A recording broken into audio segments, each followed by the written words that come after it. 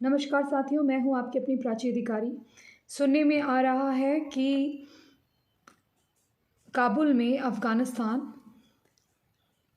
जो तालिबानी हैं, उन्होंने गुरुद्वारे में अटैक कर दिया और वहाँ पर कम से कम 10-12 सीसी कैमरे लगे हुए थे। और सबसे पहले उन तालिब्स ने, यानी कि जो स्टूडेंट हैं जिहादियों के, मुजाहिदीन के, वो तो ताला तोड़ते हुए, सब कुछ तोड़ते हुए, उन सीसी कैमरों को बर्बाद करते हुए आगे को बढ़े। हैरानी की बात ये हुई कि जहाँ से वो लॉकर से कुछ चुराने की कोशिश कर रहे थे, उसे खंगाल रहे थे, ये विजुअल्स में आया है। वो कैमरा उसके ऊपर वाला उनसे न जाने कैसे बच के रह गया। तो उस कैमरे पे उनकी नज़र ना पड़ने के कारण और वो कैमरा थोड़ा सा हिडन होने के कारण उनकी ये पूरी हरकतें उस कैमरे पे रिकॉर्ड हो गई।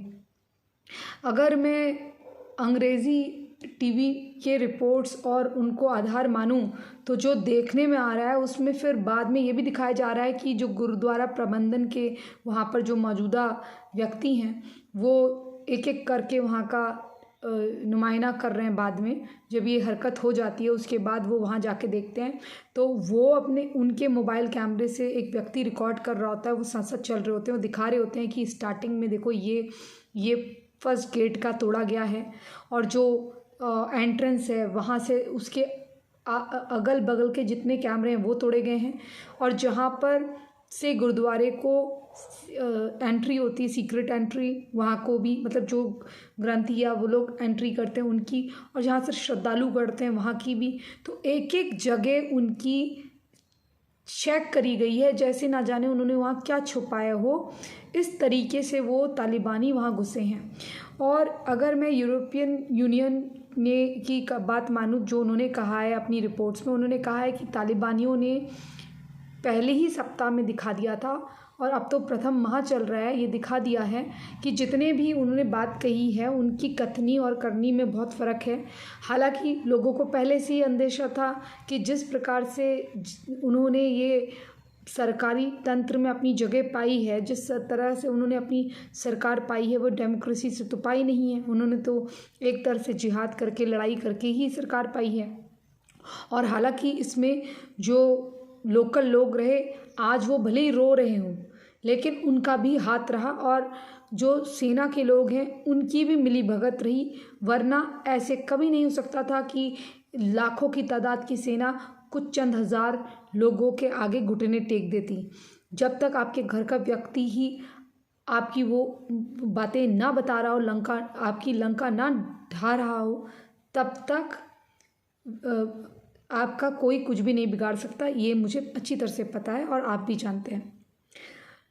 अब यूरोपियन यूनियन ने तो पहले ही कह दिया है कि ये जो तालिबानी है, ये ना इसकी सरकार और ना इसमें मौजूद व्यक्ति जो हैं, किसी पे भी एक भी बात पर भरोसा या यकीन किया जा सकता है। इन्होंने तो ह्यूमन राइट्स का वैसे ही उल्लंघन करा हुआ है और ना ये किसी अन्य फेथ के आदमी को जीने देंगे। जो हज़ारा कम्युनिटी है, जो हज़ारा कम्युनिटी है वहाँ पर, उसके तो हज़ारों लोग बेघर हुए और उनके साथ तो अभी भी उनको दौड़ दौड़ के भगाया जा रहा है, मारा जा रहा है। ये भी रिपोर्ट्स में आया है और ये कहा जा रहा है कि आगे और भी मुसीबतें, जो लोग वहाँ फंसे हुए हैं या जो अपनी मर्ज़ी से रह रहे हैं, जो सोच रहे हैं कि तालिबानी गवर्नमेंट ने तो कहा है कि हम जो माइनॉरिटीज़ हैं उनका साथ देंगे। माइनॉरिटीज़ का तो अगर उन्होंने साथ दिया होता तो क्या वहाँ के जो, अब तालिबान तो कहने को तालिबान अभी आया है, लेकिन क्या वहाँ पहले तालिबानी थे जिन्होंने हिंदुओं की हत्या की या सरदारों की हत्या की?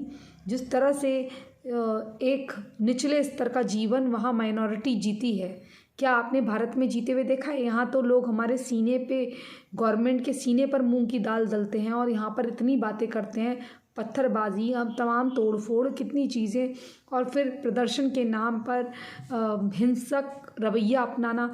फिर भी आपने गवर्नमेंट को देखा है कि किस तरह से सबको सब कुछ करने देना, यहाँ तक कि कई लोगों को तो ये भी इजाज़त है कि वो कानून तोड़ दें और कुछ भी बातें कहें। तो ये जो जितने भी लोग हैं जो इस प्रकार की हरकतें करते हैं, यही माइंडसेट वहाँ भी चलता है। बस ये है कि वहाँ पर इनको भी ख़त्म करा जाता है और इन जैसे लोग ही वहाँ सरकार चलाते हैं। तो वो लोग अपने से हिंसक को सहन नहीं कर पाते तो उसको ख़त्म करते हैं। मतलब आप तब तक तो शरिया क़ानून के अंदर रह सकते हैं जब तक वो शरिया क़ानून दूसरे पर लागू हो, यानी कि गैर मुस्लिमों पर लागू हो, उन पे यातनाएं और प्रताड़नाएं हों, उनके साथ ज़्यादती करी जाए, तब तक वो सही है। इसी को गुड तालिबान बोलते हैं।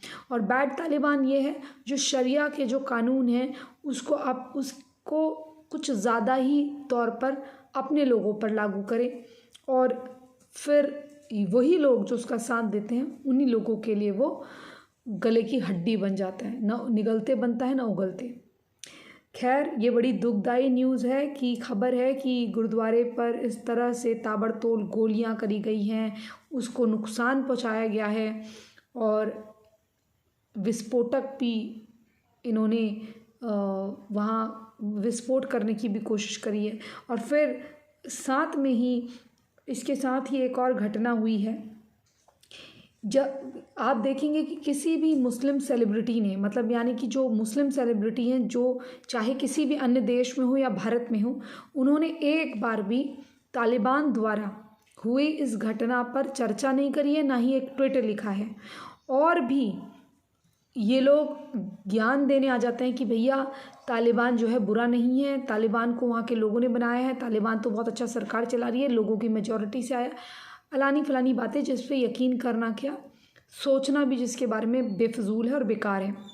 अब जो वहाँ का हनस हक्कानी है या हरस हक्कानी है, आई थिंक हनस हक्कानी है, हक्कानी का एक ट्वीट सामने आया जिसकी निंदा पूरे अंतर्राष्ट्रीय मीडिया समूह ने भी करी है।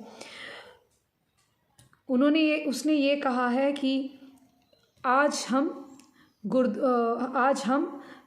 गजनवी के मकबरे में गए और वहाँ हमने उसके लिए दुआ पढ़ी और हमारा सीना वहाँ जाके फ़ख्र से ऊंचा हो जाता है, क्योंकि ये वही गजनवी है जिसने काफिरों को मज़ा चखाया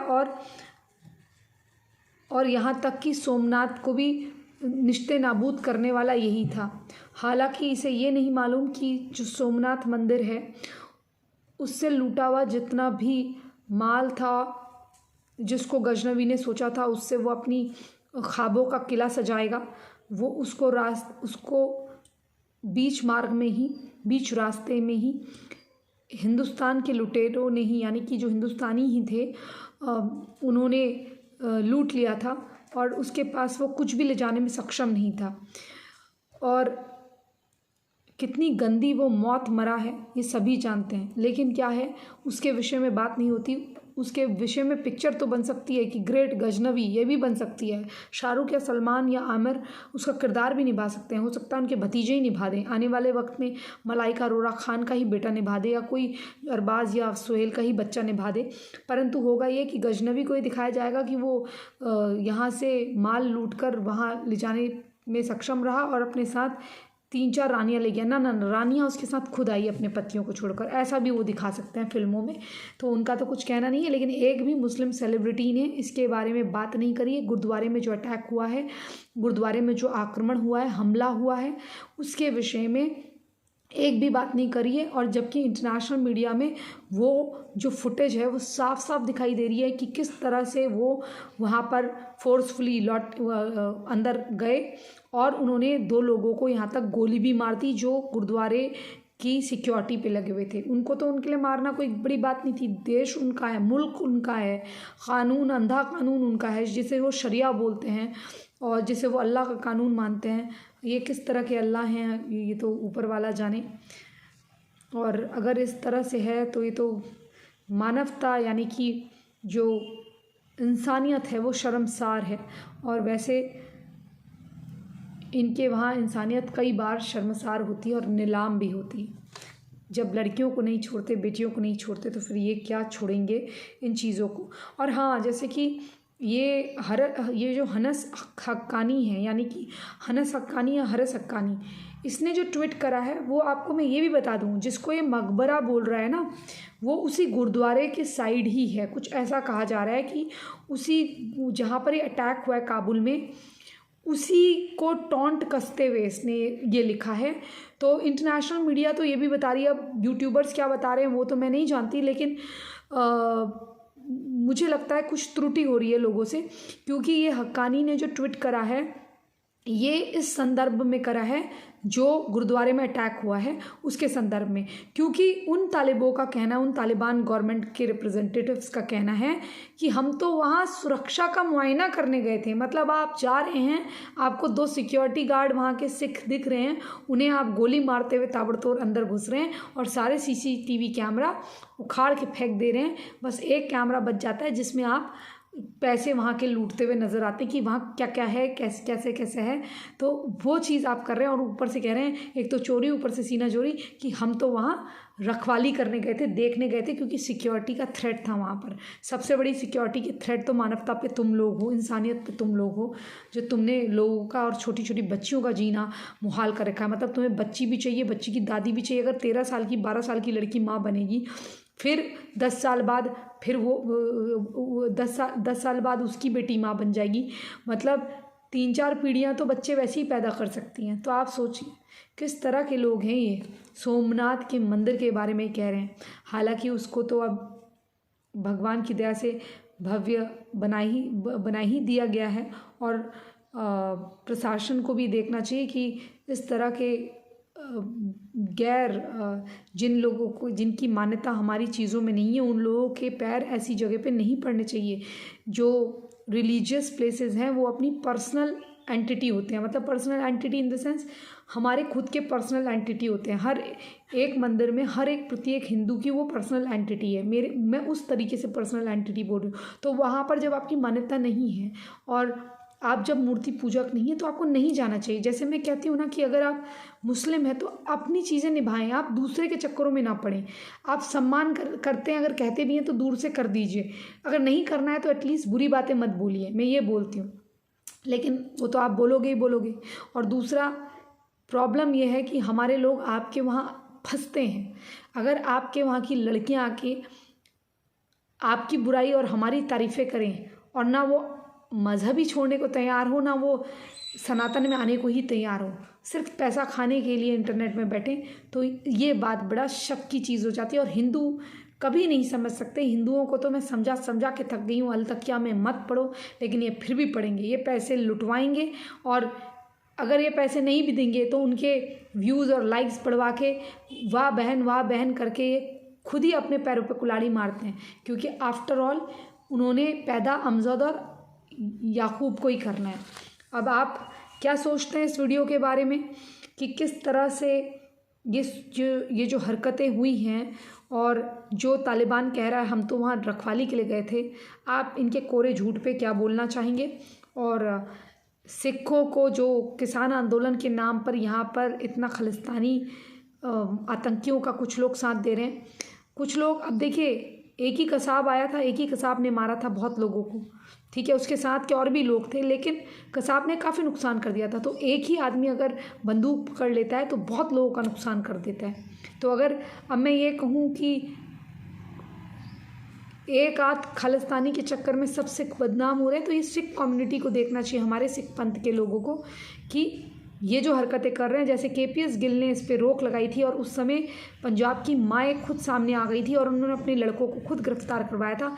ऐसे ही इस देश की मट्टी और धरा के वास्ते अब खुद सिख औरतों को, सिख माओं को सामने आना होगा और ये कहना होगा कि ये फला फला लड़का मेरा खालिस्तानी मूवमेंट में जा रहा है, इसे तुरंत जेल में डालिए, नहीं तो ये पूरे घर को तबाह कर देगा। क्या करना चाहते हैं आप? छोटा सा हिस्सा लेकर बैठना चाहते हैं ताकि आपको दिल्ली आने के लिए भी वीज़ा लेना पड़े? या आप ये सोचते हैं कि इस तरह की आप हरकतें करेंगे तो हिंसक वातावरण नहीं बनेगा? आप हिंदुओं को इतना उकसा रहे हैं, मान लीजिए कल को आप लोग अलग भी हो गए, कहाँ जाएंगे आप लोग अलग होकर? ऐसे तो आप पाकिस्तान भी गए थे, ऐसे तो अफ़गानिस्तान भी गए थे, आप वहाँ पर हो गए ना 0-0। वहाँ से भागे भागे फिर रहे हैं ना एमएलए एमपी तक। तो आप एक बात बताइए, अगर आपको अलग कर दिया गया अपने से, अपने दिल के टुकड़े को अलग कर दिया गया, तो उसके बाद क्या होगा आपके साथ? पूरी दुनिया के सिख मिलके भी आपको नहीं बचा पाएंगे। ये पूरे मुस्लिम देश आप पे आक्रमण कर देंगे। बंद तो लाख की, खुले तो खाक की। अभी खुला हुआ बन के मरना चाहते हो, जितने बचे हो वो भी ख़त्म हो जाना चाहते हो। जैसे आप लोगों के बारे में मुस्लिम देश भविष्यवाणी कर रहे हैं कि सिख एक आध साल में ख़त्म हो जाएंगे, 2-4 साल में ख़त्म हो जाएंगे। तो ख़त्म होना चाहते हो क्या? अपने भाइयों को, अपने हिंदुओं को मार के, अपने लोगों को मार कर। यार मतलब इस देश में हो क्या रहा है? सब लोग चुपचाप अपना काम क्यों नहीं करते हो? जाओ ना खेतों में हल जोतो, काम करो। अरे अगर सस्ता दर मिल रही है मत बेचना। कानून तो हमें भी पता है, लेकिन क्या है तुम मानोगे नहीं, खाली क्योंकि आड़ती हो और तुम्हारे बारे में कुछ बोलेंगे तो फिर इसी तरह से हिंसक हो जाओगे तुम। क्योंकि यहाँ पर भारत में तुम तालिबान बनते हो, यहाँ पर तुम्हारे हाथों में तलवारें हैं, लेकिन वही तालिबान के सामने तुम पैंट में पेशाब करने लग जाते हो। अब क्या कहा जाए? अगर इतना ही जज्बा पाकिस्तान में या तालिबान के सामने दिखाया होता, अपना गुड़ बना के, जैसे झुंड झुंड में यहाँ पर मार पीट रहे हो, इसी तरह से कुछ जज्बा वहाँ पर अपने इन मोमिन भाइयों के साथ दिखा दिया होता, ये तुम्हारा वहाँ साथ दे देते ना। पूरे तुम लोग भाई भाई हो ना, तुम लोग बोलते हो, तो दे देते तुम्हारा साथ। वहाँ हिंदुओं के साथ मिलके ही एक टीम बना लेते वहाँ पर। नहीं करोगे ऐसा। ये भारत है, जब तक है तब तक ऐसा नंगा नाच करो। उसके बाद जब ये भारत में से हिंदू ख़त्म हो जाएंगे ना, तो हिंदू जो आस्था है उसमें क्या है कि घर कोई आया है तो उसको दान दो। ये दान दक्षिणा, ये सब चीज़ें अपने लोगों को देखकर पिघलना, ममता वाला मातृत्व रखना कि एक हमारे सिख के साथ कुछ हो गया, बौद्ध के साथ हो गया, और आज तुम हिंदुओं का मजाक उड़ाओ। कल को यही हिंदू अगर ख़त्म हो जाएंगे, उससे पहले तो खैर तुम ख़त्म हो जाओगे। जब ख़त्म हो जाएंगे तब तुम देखना कितने ईसाई अरबपति बनते हैं, कितने मुसलमान करोड़पति बनते हैं, कितने मुसलमानों को हज मिलता है। क्योंकि ये हज गैर इस्लामी देशों में ही फंडेड होता है। जो इस्लामिक देश हैं वो इसको फंड नहीं करते, क्योंकि वो कहते हैं हराम है फंड लेना इसके लिए। तो यही मदरसे की पढ़ाई, यही सारी चीज़ें फ्री यहीं कर लो। क्योंकि जब पूरे मुसलमान बन जाओगे तो आपस में ही लड़ते रहोगे, जैसे सीरिया वगैरह में लड़ रहे हो। हम नहीं लड़ रहे तुमसे। खैर तुम्हें क्या समझाया जाए, यहाँ पर आके गाली देके जाओगे। तुम्हारी बात तो समझ में आती नहीं है, क्योंकि तुम्हें तो लगता है कि गुरुद्वारा टूटे या मंदिर, मुझे यहाँ बैठ के तालियां बजानी चाहिए, मुझे खुश होना चाहिए, मुझे कुछ नहीं बोलना चाहिए। लेकिन तुम्हें उफ तक हो जाए तो तुम्हें बात करने का अधिकार है। अरे जब कुछ चीज़ें होती हैं तो हमें भी तो अपनी पीड़ा, अपना दुख बताने का अधिकार है कि नहीं? थोड़ी सी भी नॉर्मल दिमाग है, जहनियत नॉर्मल है तुम्हारी? अगर सोच नॉर्मल है तो समझना मैं क्या कहने की कोशिश कर रही हूँ। इसी संदेश के साथ जय हिंद, जय भारत, वंदे मातरम, जय श्री राम। आप क्या सोचते हैं इस घटना के बारे में? आप लिख के बताइएगा। जैसे वक्त मिलेगा, जैसे समय मिलेगा ज़रूर बताऊँगी। और प्लीज़ ये वीडियो शेयर कर दीजिएगा, बड़ी मेहरबानी होगी आपकी। बिना सहयोग के मैं कुछ नहीं।